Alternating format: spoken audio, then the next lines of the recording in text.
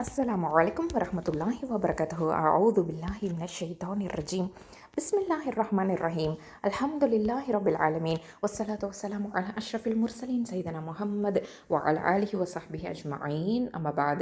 அல்ஹம்துலில்லாஹ் சிஸ்டர்ஸ், இன்ஷால்லாஹி தஆலா நம்ம இன்றைக்கி என்ன பார்க்க போகிறோம் அப்படின்னு சொன்னால், அல்லாஹ்வின் பெயர்களும் பண்புகளும் அப்படிங்கிற தலைப்பின் கீழே சில விஷயங்களை நம்ம தெரிஞ்சுக்க வேண்டியிருக்குது. அது என்ன அப்படின்னு தெரிஞ்சுக்கலாமா?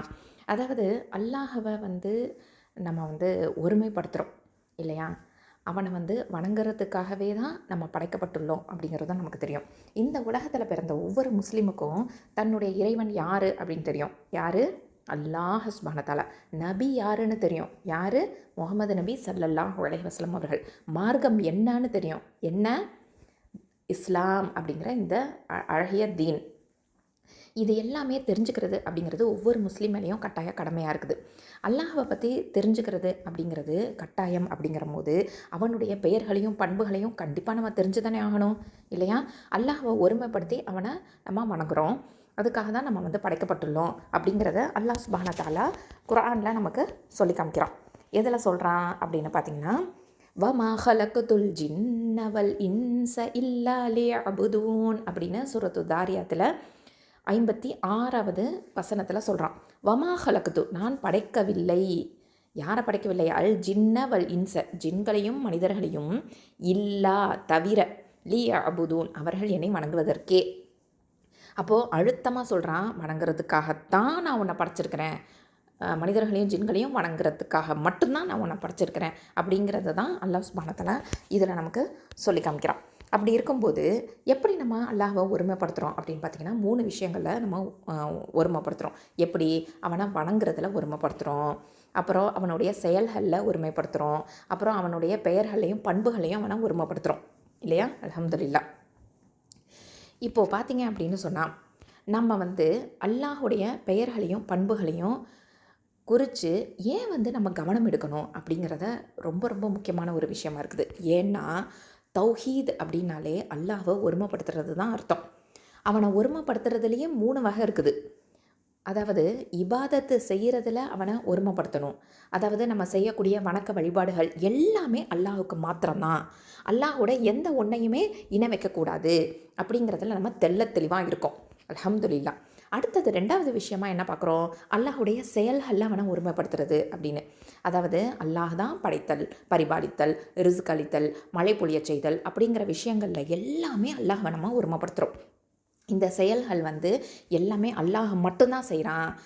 படைத்தலுக்கு ஒரு ஆள், காத்தலுக்கு ஒரு ஆள், அழித்தலுக்கு ஒரு ஆள் அப்படின்னு நம்மலாம் சொல்கிறதே கிடையாது. எல்லாமே அல்லாஹ் மாத்திரம் மட்டும்தான் செய்கிறான் அப்படிங்கிறத நம்ம ஏற்றுக்கிட்டு இருக்கோம். அடுத்ததாக 3வது விஷயமா என்ன அப்படின்னு பார்த்தீங்கன்னா, அல்லாஹுடைய பெயர்களையும் பண்புகளையும் அவனை ஒருமைப்படுத்துகிறோம். அதாவது இதில் என்ன அப்படின்னு பார்த்தீங்கன்னா, தௌஹீத் அப்படிங்கிற இந்த வணக்கத்தோட அதாவது சம்மந்தப்பட்டிருக்கக்கூடிய ஒரு விஷயம் அல்லாஹுடைய பெயர்கள் மற்றும் பண்புகளை அவனை ஒருமைப்படுத்துறது அப்படிங்கிறது. ஏன்னா சில விஷயங்களில் சில நேரங்களில் இதில் நம்ம சரியாக ஒருமைப்படுத்தலை அப்படின்னு சொன்னால் குஃப்ரின் பக்கம் நம்மளை அழைச்சிட்டு போயிடும். ஓகேவா?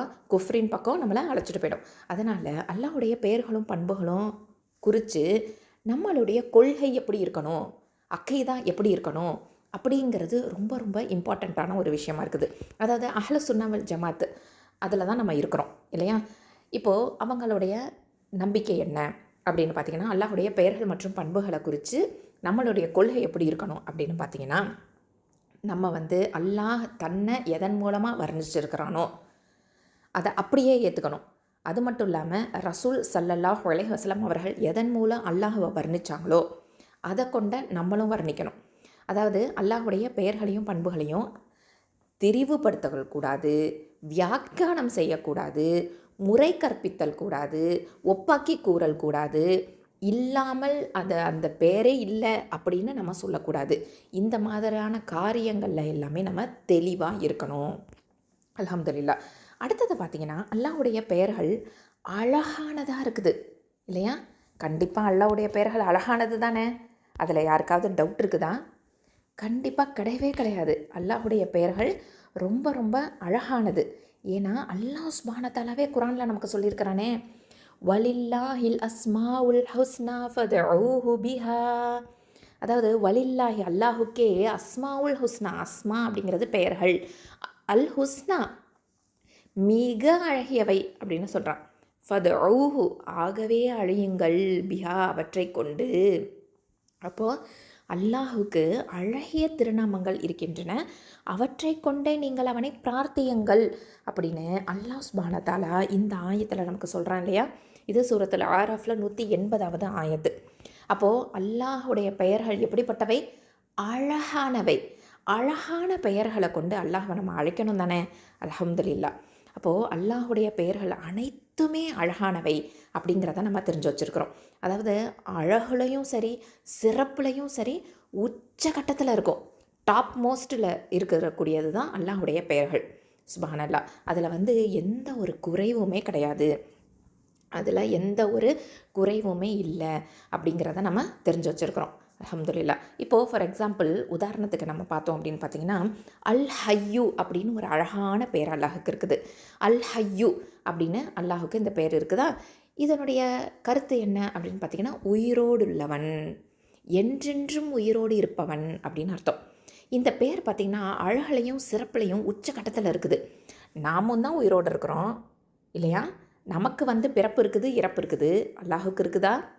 அல்லாஹ் எப்போவுமே உயிரோடவே இருக்கக்கூடியவன். நம்ம உயிர் வாழ்கிறதுல குறை இருக்கும் இல்லையா. நம்ம இல்லாமை அப்படிங்கிறதுலேருந்து உருவாகி இருக்கிறோம். நமக்கு முன்னாடி நம்ம வயசு 1 அப்படிங்கிறதுக்கு முன்னாடி, நம்ம இப்போ அம்மாவோட வயிற்றில் இருக்கிறதுக்கு முன்னாடி நம்ம எங்கே இருந்தோம் அப்படின்னா இல்லாமை அப்படிங்கிறது தான். ஒன்றுமே இல்லை, எதுவுமா இல்லாமல் இருந்திருக்கோம். அதை அல்லாஹ் சுப்ஹானஹு வ தஆலா உருவாக்கியிருக்கிறான் இல்லையா. அப்போது நமக்கு ஸ்டார்டிங் பாயிண்ட்டு, எண்டு பாயிண்ட்டு அப்படிங்கிறது நமக்கு இருக்குது. ஆனால் அல்லாஹுக்கு அப்படி எதுவும் இருக்குதா? அப்படி கிடையவே கிடையாது. நம்ம இல்லாமையிலேருந்து உருவாகி கொஞ்சம் காலத்துக்கு அப்புறம் நம்ம மரணிக்கவும் செஞ்சிடறோம். ஆனால் அல்லாஹுக்கு உயிர் வாழ்வதை பொறுத்த வரைக்கும் அவனுக்கு இல்லாமை அப்படிங்கிறதே கிடையாது. அதே மாதிரி அழிவும் அவனுக்கு கிடையாது. அதனால் என்றென்றும் உயிரோடு உள்ளவன். அப்போது இந்த அழகான இந்த அல் ஹய்யூ அப்படிங்கிற இந்த பெயர் பார்த்திங்கன்னா அழகுலையும் சிறப்புலையும் உச்சகட்டத்தில் இருக்குது. சுப்ஹானல்லாஹ். எந்த ஒரு குறைவுமே இல்லாமல் உச்சகட்டத்தில் இருக்குது. சுப்ஹானல்லாஹ். அதே மாதிரி அல்லாஹுடைய எல்லா பெயர்களுக்கும் நம்ம இந்த மாதிரி சொல்லிகிட்டே போகலாம். அது மாதிரி நம்ம இந்த அல்லாஹுடைய பெயர்களை கொண்டு அவனை அழையுங்கள் அப்படின்னு சொல்கிறான் பார்த்தீங்களா. அவனை அழையுங்கள், அதாவது ஃபதுஊஹு பிஹா, ஃபதுஊஹு பிஹா ஆகவே அழையுங்கள் அவனை அவற்றை கொண்டு அப்படின்னு அல்லாஹ் சுப்ஹானஹு வ தஆலா சொல்லி காமிக்கிறான். ஏன் அப்படி சொல்கிறான்? ஏன் அப்படி அவனுடைய பெயரை கொண்டு தான் நம்ம அழைக்கணும் அப்படின்னு இந்த கட்டளை எதுக்கு நமக்கு இருக்குது அப்படிங்கிறதையும் நம்ம தெரிஞ்சுக்கணும். நம்ம அல்லாஹ்கிட்ட பிரார்த்திக்க நாடுறோம் அப்படின்னு சொன்னால் உடனடியாக அல்லாஹ் எனக்கு அதை தந்துடு, இதை தந்துடு, பாவங்களை மன்னிச்சிடு, சுவனத்தில் நுழைச்சிடு அப்படின்னு பிரார்த்திக்கிறது சரி கிடையாது. அப்படி பிரார்த்திக்கிறது, அப்படி துவா கேட்குறது சரி கிடையாது. நம்மளுடைய தேவைகளுக்கு ஏற்ற மாதிரி அவனுடைய பெயர்களால் புகழ்ந்து பிரார்த்திக்கணும். உதாரணமாக ஒருவர் பாவ மன்னிப்பு நாடுறாங்க அப்படின்னு வச்சுக்கோங்களேன். நம்ம எப்படி கேட்கணும்? அத்தவாப் தௌபா அளிப்பவன், அல் கஃபூர் பாவ மன்னிப்பு செய்பவன், அல் அஃபூ மகா மன்னிப்பாளன். இந்த மாதிரி நம்ம சொல்லிக்கிட்டே இருந்து இந்த மாதிரியான அல்லாஹுடைய பெயர்களை முன் வச்சு பிரார்த்திக்கணும். எப்படி அப்படின்னு பார்த்திங்கன்னா, யா அல்லாஹ் நீயே பாவங்களை மன்னிப்பவன், நீயே தௌபா அளிப்பவன், நீயே இரக்கமானவன், ஆகவே என் மீது இரக்கம் காட்டி என்னை மன்னிப்பாயாக அப்படின்னு சொல்லி கேட்கணும். இந்த மாதிரி அல்லாஹுடைய பண்புகளையும் பெயர்களையும் நம்ம சொல்லி தான் துவா கேட்கணும் அப்படிங்கிறது அல்லாஹுடைய கட்டளை. ஸோ அதை நம்ம ஃபாலோ பண்ணணும். அதுக்கப்புறம் அல்லாஹுடைய பெயர்கள் அவனுடைய பண்புகளாக இருக்குமா அப்படிங்கிறது ஒரு டவுட்டாக இருக்குது இல்லையா. அல்லாஹுடைய பெயர்கள் அல்லாஹவை குறித்து காட்டக்கூடிய விதத்தில் பெயர்களாக அமையும், ஓகேவா. ஆனால் அந்த பெயர்கள் அறிவிக்கக்கூடிய கருத்து அடிப்படையில் அது பண்புகளாக இருக்கும். ஓகே. உதாரணமாக அல்லாஹுக்கு அல்லாஹ் உயிரோடு உள்ளவன் அப்படின்னு சொல்கிறோம். அப்புறம் அல்லாஹ் மிக்க அறிந்தவன் அப்படின்னு சொல்கிறோம். அல்லாஹ் சக்தி வாய்ந்தவன் அப்படின்னு சொல்கிறோம். அல்லாஹ் செவிமடுப்பவன், பார்க்கக்கூடியவன், இரக்கமானவன், தீர்ப்பளிப்பவன் அப்படிங்கிற பெயர்கள் எல்லாமே சொல்கிறோம் இல்லையா. அல் ஹய்யூ, அல் அலீம், அல் கதீர், அஸ் சமீஅ், அல் பசீர், இந்த மாதிரி நம்ம சொல்லிக்கிட்டே போகலாம். இப்படிலாம் அல்லாஹுக்கு பெயர்கள் இருக்குது இல்லையா. இந்த பெயர்கள் பலவிதமாக இருந்தாலும் எல்லாமே ஒரு இறைவனை குறித்து சொல்கிறோமா, இல்லை எங்களுக்கு நிறைய அல்லாஹ் இருக்காங்க அப்படின்னு சொல்கிறோமா? கண்டிப்பாக கிடையவே கிடையாது. ஒரே இறைவனுக்கு தான் நம்ம எல்லா பெயர்களையும், பெயர்கள் பலதாக இருந்தாலும் அல்லாஹ் ஒருவனை தான் அது சாரும் அப்படிங்கிறதுல நம்ம எல்லா முஸ்லிம்ஸுமே தெளிவாக இருக்கோம் தானே? அல்ஹம்துலில்லாஹ். ஆனால் அந்த ஒவ்வொரு பெயர் இருக்குது பார்த்திங்களா, அதில் ஒவ்வொன்றுத்துக்கும் கருத்து வித்தியாசம் இருக்குது தானே? உயிரோடு இருப்பவன் அப்படிங்கிறது ஒரு கருத்து, மிக்க அறிந்தவன் அப்படிங்கிறது ஒரு கருத்து, சக்தி வாய்ந்தவன் அப்படிங்கிறது ஒரு கருத்து இல்லையா? செவி மடுப்பவன், பார்க்கக்கூடியவன் அப்படிங்கிறது ஒவ்வொன்றுமே ஒவ்வொரு கருத்தாக இருக்குது. இது எல்லாமே அல்லாஹுக்கு பண்புகள் இருக்குது அப்படின்னு நம்ம சொல்கிறோம். பல பெயர்கள் தான் பல பெயர்கள் பலதாக இருந்தாலும் எல்லாமே அல்லாஹ் ஒருவனை தான் குறிக்கும்.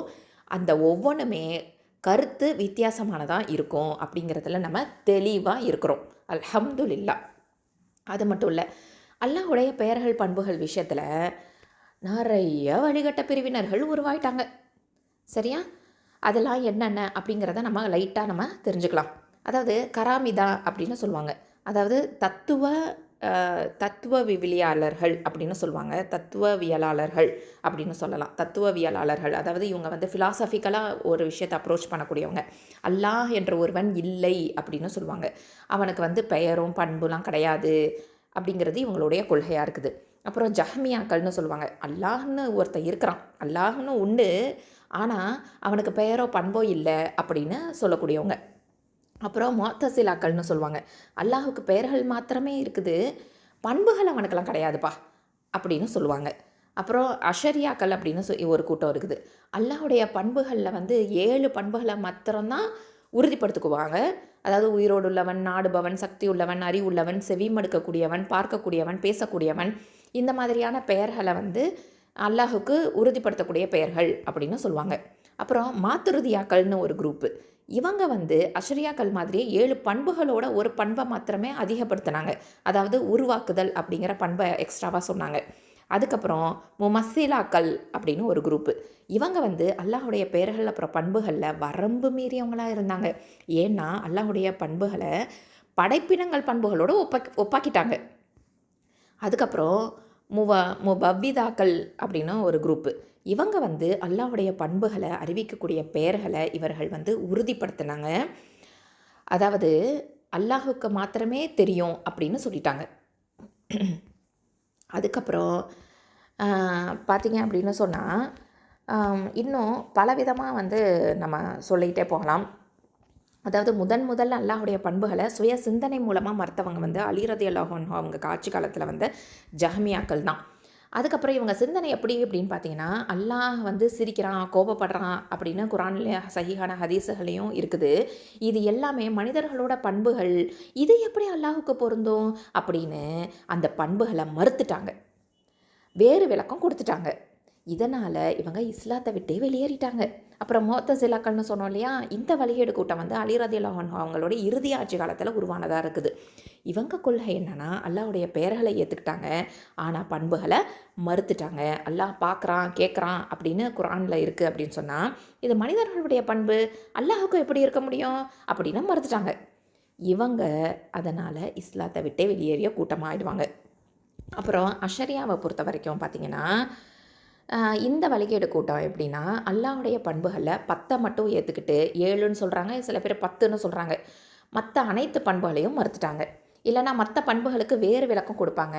குரான்லேயும் சஹீஹான ஹதீஸுகளையும் வந்திருக்கிறத ஏற்கவே மாட்டாங்க.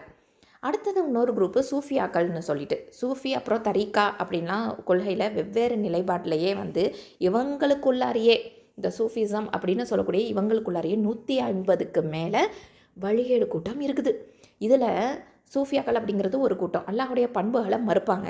அல்லாஹுக்கு முகம், கை, கால் இருக்குது அப்படின்னு குரானில் வந்துருந்துச்சு அப்படின்னு சொன்னால், ஆனால் இவங்க அதை ஏற்க மறுத்துடுவாங்க.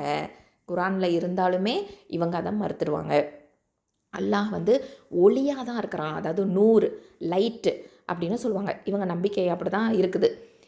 உருவம் இருக்குது அப்படின்னு சொன்னால் அது மனிதர்களுக்கு ஒப்பாயிடும் அப்படின்னு அல் குரானில் வந்திருக்கக்கூடிய பண்புகளுக்கு மாற்றமாக இவங்க விளக்கம் கொடுப்பாங்க. ஆனால் இந்த கொள்கை இவங்க கொள்கையும் இஸ்லாத்தை விட்டு வெளியேற்றிடும். அப்புறம் முஅக்கிலாக்கள் அப்படின்னு சொல்லிட்டு ஒரு குரூப்பு. முஅக்கிலாக்கள் அப்படின்னு சொன்னால் இவங்க வந்து ஜஹ்மியா கூட்டத்தோட ஒரு பிரிவாக இருப்பாங்க. இவங்க வந்து அல்லாஹுடைய பெயர் பண்பு இதில் ரெண்டையுமே மறுத்துடுவாங்க. அல்லாஹுடைய பண்புகள் பெயர்களில் சாதாரணமாக அரபி வார்த்தைகள் பாய்தெல்லாம் இதுக்கெல்லாம் அப்படின்னு சொல்லி விளக்கம் கொடுத்தாங்க. இவங்க வந்து இஸ்லாத்தை விட்டு வெளியேறிய கூட்டமாக இருக்கிறாங்க. அப்புறம் முமஸ்ஸிலாக்கள், இதை நான் ஏற்கனவே சொன்னேன். முமஸ்ஸிலாக்கள் அப்படிங்கிறவங்க அல்லாஹோட பண்புகளையும் வந்து மனிதர்களோட ஒப்பிடுவாங்க. நம்முடைய கை மாதிரி தான் அல்லாஹுடைய கை இருக்கும் அப்படின்னு சொன்னாங்க. அதனால் இவங்களும் இஸ்லாத்தை விட்டு வெளியேறிய கூட்டமாயிட்டாங்க. அடுத்ததாக பார்த்திங்கன்னா வஹ்தத்துல் உஜூத் அப்படின்னு சொல்லுவாங்க. வஹ்தத்துல் உஜூஜ். அப்புறம் அத்தோய்தம் கொள்கை அப்படின்னு சொல்லிட்டு ஒன்று இருக்குது. அது என்ன அப்படின்னு பார்த்திங்கன்னா, அதாவது வஹ்தத்துல் உஜூஜ் அப்புறம் அத்தோய்தம் அப்படின்னு சொல்லக்கூடிய இந்த குரூப்பு இவங்களை பொறுத்த வரைக்கும் என்ன கொள்கை அப்படின்னு பார்த்திங்கன்னா, அல்லாஹ் எல்லாமே அல்லாஹ் அப்படிம்பாங்க. எல்லாமே அல்லாஹ், எல்லா இடத்துலையுமே அல்லாஹ் இருக்கிறான். தூணிலும் இருப்பான், துரும்பிலும் இருப்பான் அப்படின்னு சொல்லுவாங்க. கை விரலை சேர்த்து இதில் அல்லாஹ் அப்படிங்கிற எழுத்து இருக்குது அப்படின்னு சொல்லுவாங்க.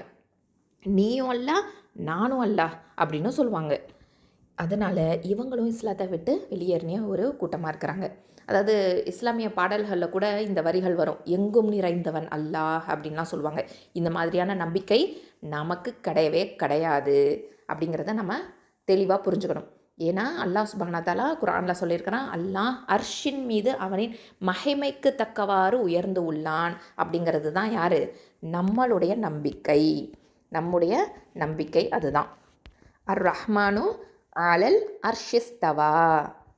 குர்ஆனில் சூரத்து தாஹால 5வது ஆயத்து. ரஹ்மான் அர்ஷின் மீது தன் தகுதிக்கு தக்கவாறு உயர்ந்து இருக்கிறான் அப்படிங்கிறது தான் நம்மளுடைய நம்பிக்கை. அஹ்லு சுன்னா வல் ஜமாத்தின் நம்பிக்கை. அல்ஹம்துலில்லாஹ். ஸோ இதெல்லாமே நம்ம தெரிஞ்சுக்கிறோம். இப்படி சொல்லிக்கிட்டே போகலாம். இந்த அளவுக்கு இஸ்லாத்தில் வழிகேடு கூட்டங்கள் இருக்கிறாங்க அப்படிங்கிறத நம்ம தெரிஞ்சுக்கணும். எல்லாருமே வந்து ஆரம்பத்தில் அல் குர்ஆன் ஹதீஸ் அப்படி அந்த பக்கம் தான் மக்களை அழைச்சிட்டு இருந்தாங்க. ஆனால் போக போக படிக்க படிக்க அவங்க என்ன பண்ணிட்டாங்க, மக்களும் இவங்கக்கிட்ட போக ஆரம்பித்தாங்க. இவங்க அல்லாஹ் மட்டும்தான் வணங்குறாங்க அப்படின்னு நினச்சாங்க. ஷிர்க்கு வைக்க மாட்டாங்க அப்படின்னு நினச்சாங்க. ஆனால் அல்லாஹுடைய ஆற்றலில் பண்புகளில் சந்தேகம் ஏற்பட்டு அதை மறுக்க ஆரம்பித்தாங்க. இல்லைனா வேறு விளக்கம் கொடுக்க ஆரம்பித்தாங்க. இதனால் இதை பற்றி விளக்கம் இல்லாத மக்கள் என்ன பண்ணாங்க, அவங்கள அப்படியே ஃபாலோ பண்ணிட்டு போயிட்டாங்க. அதில் நம்பிக்கை கொண்டு அவங்க ஈமானை பறிகொடுக்கக்கூடிய ஒரு நிலை தான் ஏற்பட்டுருச்சு அப்படிங்கிறத நம்ம தெரிஞ்சுக்கிறோம். அல்லாஹை பற்றி முழுமையாக நம்ம தெரிஞ்சுக்கிட்டோம் அப்படின்னு சொன்னால் தான் அவனை நம்மளால் சரியான முறையில் வணங்க முடியும். அல்லாஹுடைய நெருக்கத்தையும் நம்ம பெற்றுக்கொள்ள முடியும் இல்லையா? சுப்ஹானல்லாஹ். ஸோ இதை வந்து நம்ம கண்டிப்பாக இந்த விஷயங்களை தெரிஞ்சுக்கிறோம். அது மட்டும் இல்லாமல் அல்லாஹ் சுப்ஹானஹு வ தஆலா நமக்கு வந்து அவனுக்கு மிக உயர்ந்த தன்மை இருக்குது, மிக உயர்ந்த பண்பு இருக்குது அப்படின்னு சொல்லி காமிக்கிறான். அதாவது லில்லதீன லா யுமினூன பில் ஆஹிரதி மஸலுஸ் ஸௌ அப்படின்னு சொல்கிறான். வலில்லாஹில் மஸலுல் அலா, வலில்லாஹில் மஸலுல் அலா வஹுவல் அஸீஸுல் ஹக்கீம் அப்படின்னு சொல்கிறான். அதாவது இதை பாருங்கள், வலில்லாஹி மஸலுல் அலா, இதுதான் ரொம்ப முக்கியமான ஒரு வார்த்தை.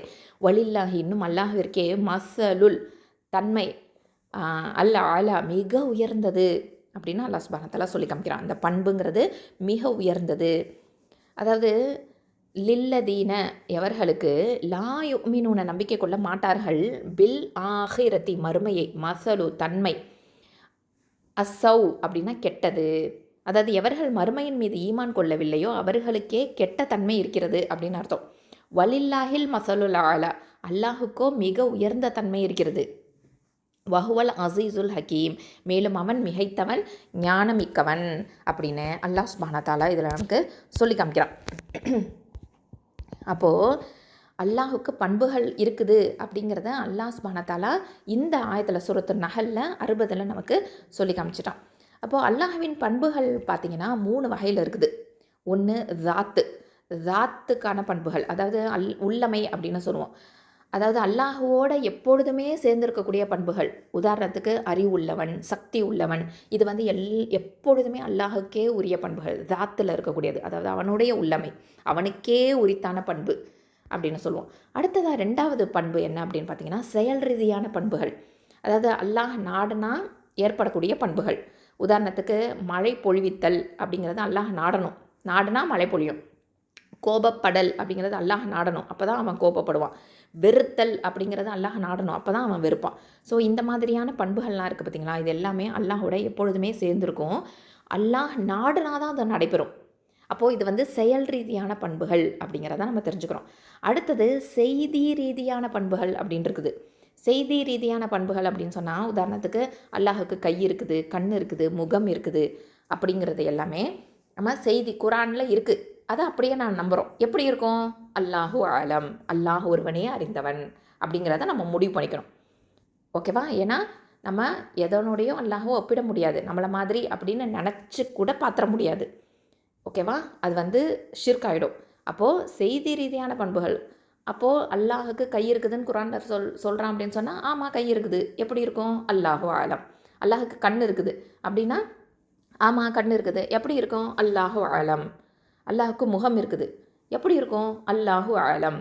நமக்கு தெரியாது, ஆனால் இருக்குது அப்படிங்கிறத செய்தி ரீதியாக நம்ம அப்படியே நம்பிக்கை கொண்டுறோம். ஓகேவா? அல்ஹம்துலில்லாஹ். இதை தான் நம்ம இன்றைக்கி அகீதா பாடத்தில் தெளிவாக தெரிஞ்சுக்கிட்டோம். அஸ்ஸலாமு அலைக்கும் வரஹ்மத்துல்லாஹி வபரகாத்துஹு. சுப்ஹானக அல்லாஹும்ம வபிஹம்திக அஷ்ஹது அல்லா இலாஹா இல்லா அன்த் அஸ்தக்ஃபிருக வ அதூபு இலைக்.